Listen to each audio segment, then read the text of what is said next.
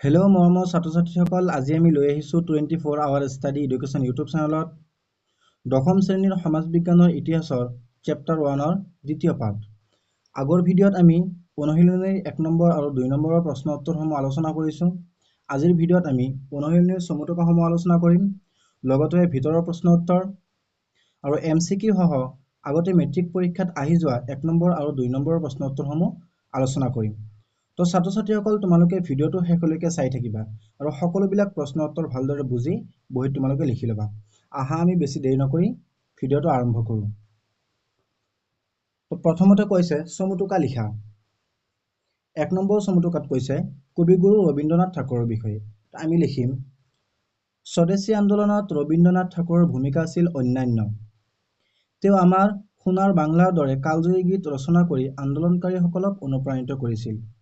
বংগ বিভাজনৰ দিনা 16 অক্টোবৰ তেওঁ হিন্দু মুছলমানৰ ঐক্যৰ প্ৰতীক হিচাপে ৰাখী বন্ধন উৎসৱ পালনৰ আহ্বান জনাইছিল। তেওঁ জাতীয় শিক্ষাৰ প্ৰচাৰৰ বাবে শান্তি নিকেতনত ব্ৰহ্মচাৰ্য আশ্ৰম স্থাপন কৰিছিল।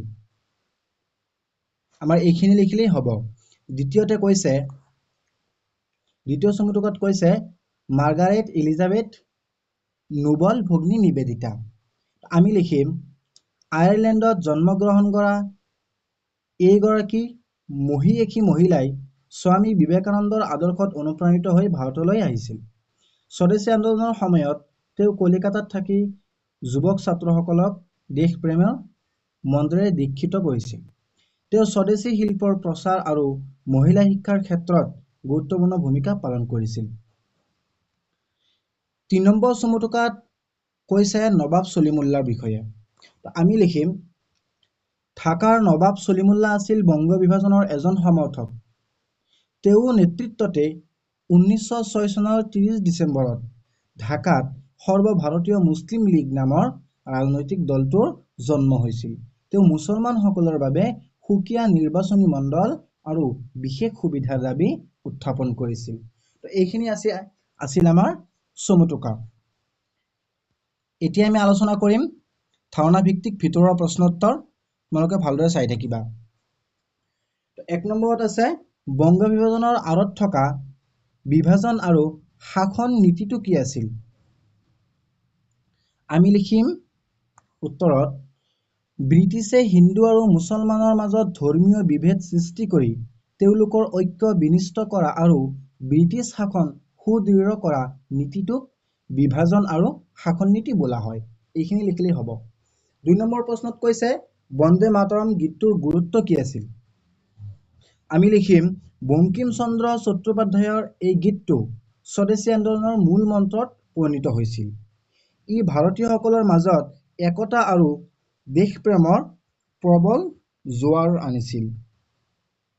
3 নম্বৰ প্ৰশ্নত কৈছে স্বদেশী আন্দোলনত মহিলাসকলৰ ভূমিকা কেনেকুৱা আছিল? আমি লিখিম মহিলাসকলে ঘৰৰ পৰা ওলাই আহি বিদেশী বস্তু বৰ্জন কৰিছিল, পেকেটিং কৰিছিল আৰু আনকি নিজৰ অলংকাৰ আদিও আন্দোলনৰ পুঁজিলৈ দান কৰিছিল। এইখিনি লিখিলেই হ'ব। তো 4 নম্বৰ প্ৰশ্নত কৈছে জাতীয় শিক্ষা বুলিলে কি বুজা? আমি জাতীয় শিক্ষাৰ বিষয়ে লিখিম ব্ৰিটিছ চৰকাৰৰ নিয়ন্ত্ৰণৰ পৰা মুক্ত দেশীয় সংস্কৃতি আৰু প্ৰয়োজনৰ ওপৰত ভিত্তি কৰি গঢ়ি তোলা শিক্ষা ব্যৱস্থাকে জাতীয় শিক্ষা বোলা হয়। এইখিনি লিখিলেই হ'ব। 5 নম্বৰ প্ৰশ্নত কৈছে বংগ বিভাজনৰ ফলত অসমৰ কি পৰিৱৰ্তন হৈছিল? উত্তৰত কৈছে অসমক পূৰ্ববংগৰ সৈতে সংলগ্ন কৰি পূৰ্ববংগ আৰু অসম নামৰ এখন নতুন প্ৰদেশ গঠন কৰা হৈছিল, যাৰ ৰাজধানী আছিল ঢাকা।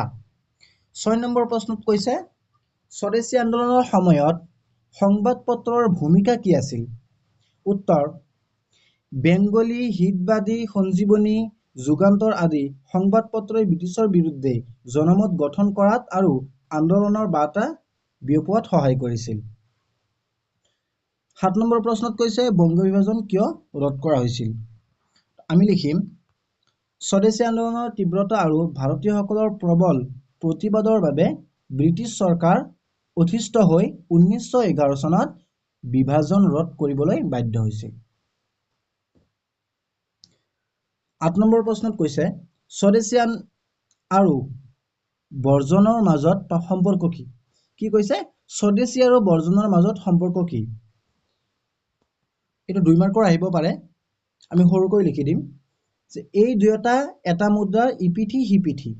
বিদেশী বস্তু বৰ্জন কৰিলেহে স্বদেশী বস্তুৰ ব্যৱহাৰ আৰু উৎপাদন বৃদ্ধি হোৱাটো সম্ভৱ আছিল। তোমালোকে বুজি পেলাই লিখিবা। 9 নম্বৰ প্ৰশ্নত কৈছে মুছলিম লীগ গঠনৰ উদ্দেশ্য কি আছিল? মুছলমানসকলৰ ৰাজনৈতিক অধিকাৰ সুৰক্ষিত কৰা আৰু ব্ৰিটিছ চৰকাৰৰ প্ৰতি আনুগত্য প্ৰদৰ্শন কৰাই আছিল ইয়াৰ প্ৰাথমিক উদ্দেশ্য। 10 নম্বৰত কৈছে স্বদেশী আন্দোলনে ভাৰতীয় অৰ্থনীতিত কি প্ৰভাৱ পেলাইছিল? তো উত্তৰ হ'ল ই ভাৰতীয় আত্মনিৰ্ভৰশীলতাৰ ভেটি স্থাপন কৰিছিল আৰু দেশীয় উদ্যোগসমূহক পুনৰুজ্জীৱিত কৰিছিল। তো এইখিনি আছিল আমাৰ 1 নম্বৰ 2 নম্বৰ ভিতৰুৱা প্ৰশ্ন উত্তৰ। এতিয়া আমি মেট্ৰিক পৰীক্ষাত আহি যোৱা প্ৰশ্নসমূহ আলোচনা কৰিম। এই প্ৰশ্নসমূহ তোমালোকে ভালদৰে চনকেইটাও বহিত তোমালোকে লিখি ল'বা যে কোনটো কিমান চনত আহিছিল। তো আহা আমি আৰম্ভ কৰোঁ। তো 1 নম্বৰত কৈছে বংগ বিভাজন কেতিয়া ৰদ কৰা হৈছিল? অলপ আগত আমি আলোচনা কৰিছিলোঁ প্ৰশ্নটো। এতিয়া এই প্ৰশ্নটো কেতিয়া আহিছিল? 2015 চনত আৰু 2019 চনত আহিছিল। উত্তৰ হ'ল 1911 চন। 2 নম্বৰ প্ৰশ্নত কৈছে মুছলিম লীগ কেতিয়া গঠন হৈছিল? এইটো আহিছিল 2016 চনত। উত্তৰ 1906 চনৰ 30 ডিচেম্বৰত। 3 নম্বৰ প্ৰশ্ন কাৰ নেতৃত্বত 1906 চনত মুছলমানসকলৰ এটা সজাতি দলে ভাইচৰয়ৰ লৰ্ড মিণ্টুক সাক্ষাৎ কৰিছিল? এইটো আহিছিল 2017 চনত। উত্তৰ হ'ল আগা খাঁৰ নেতৃত্বত। 4 নম্বৰ প্ৰশ্নত কৈছে আমাৰ সোণাৰ বাংলা গীতটো কোনে ৰচনা কৰিছিল? এইটো আহিছিল 2018 চনত। এই গীতটোৰ ৰচক আছিল ৰবীন্দ্ৰনাথ ঠাকুৰ। প্ৰশ্ন বংগ বিভাজনৰ সময়ত ভাৰতৰ ভাইচৰয় কোন আছিল? 2020 চনত আহিছিল লৰ্ড কাৰ্জন। 6 নম্বৰ প্ৰশ্নত কৈছে স্বদেশী আন্দোলনৰ যিকোনো দুটা ফলাফল লিখা। 2014 চনত আহিছিল এইটো।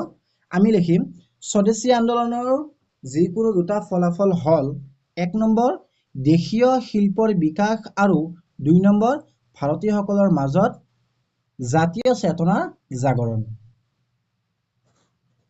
7 নম্বৰ প্ৰশ্নত কৈছে কাৰ্লাইল চাৰ্কুলাৰ কি আছিল?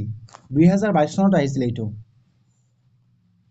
কৈছে বংগৰ মুখ্য সচিব RW কাৰ্লাইলে জাৰি কৰা এটা নিৰ্দেশনা যাৰ দ্বাৰা ছাত্ৰসকলক স্বদেশী আন্দোলনত অংশ লোৱাত বাধা দিয়া হৈছিল। এইখিনিয়ে।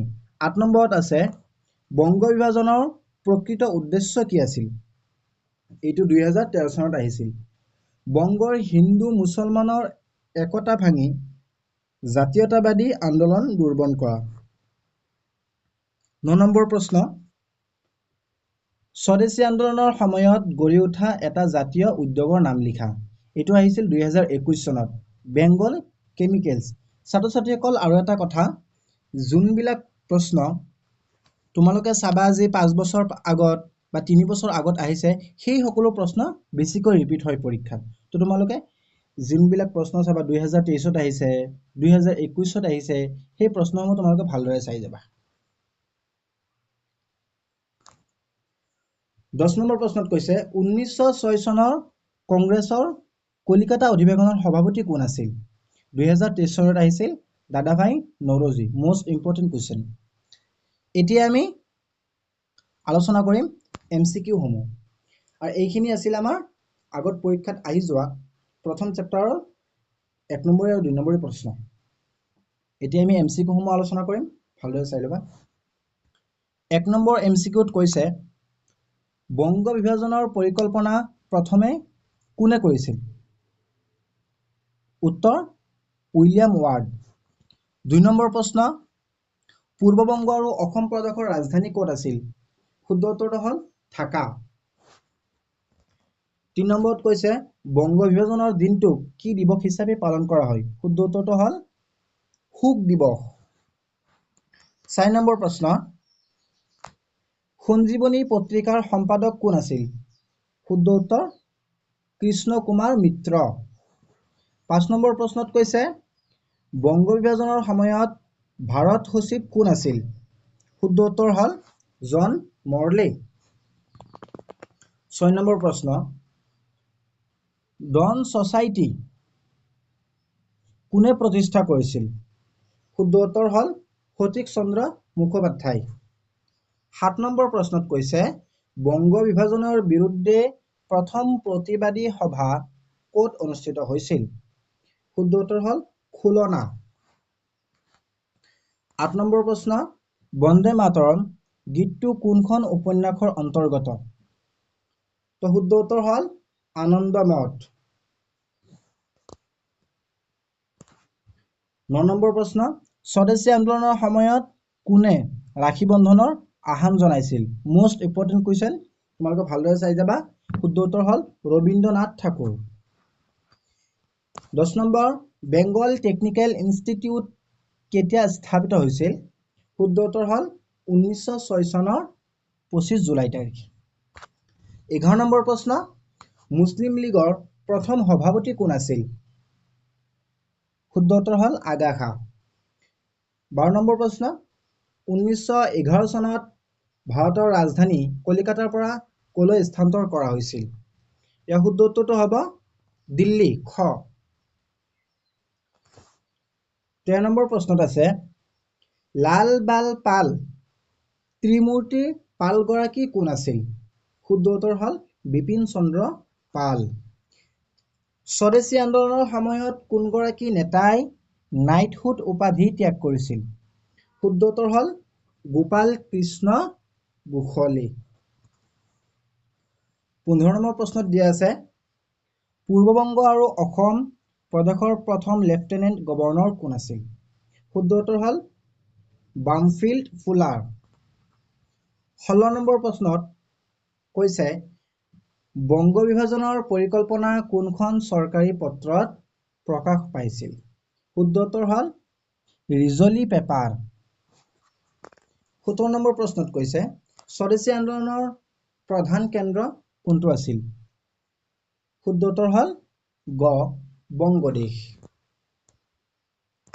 18 নম্বৰ প্ৰশ্নত কৈছে বেংগল কেমিকেলছ ক'ত স্থাপন কৰা হৈছিল? শুদ্ধ উত্তৰ হ'ল কলিকতা। 19 নম্বৰ প্ৰশ্নত কৈছে বংগ বিভাজনৰ বিৰুদ্ধে হোৱা আন্দোলনটোক কোনে ঐতিহাসিক ঘটনা বুলি অভিহিত কৰিছিল?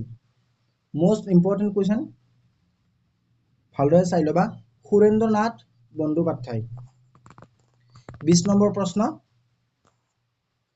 স্বদেশী আন্দোলনৰ সময়ত কোনটো শ্লোগান আটাইতকৈ জনপ্ৰিয় আছিল? শুদ্ধ উত্তৰ হ'ল বন্দে মাতৰম। তো ছাত্ৰ ছাত্ৰীসকল আজি আমাৰ এইখিনিয়ে আছিল। আগৰ ভিডিঅ'ত আমি 1 নম্বৰ 2 নম্বৰ প্ৰশ্নসমূহ আলোচনা কৰিছিলোঁ। আজিৰ ভিডিঅ'ত আমি MCQ সহ ভিতৰুৱা প্ৰশ্ন উত্তৰ চমুটোকাসমূহ আলোচনা কৰিলোঁ। তোমালোকে যোনে যোনে আগৰ ভিডিঅ'টো চোৱা নাই তোমালোকে আগৰ ভিডিঅ'টো চাই ল'বা। 1 নম্বৰ 2 নম্বৰ প্ৰশ্নসমূহ পাই যাবা। তো তোমালোকে সকলোকে ধন্যবাদ শেষলৈকে ভিডিঅ'টো চোৱাৰ বাবে।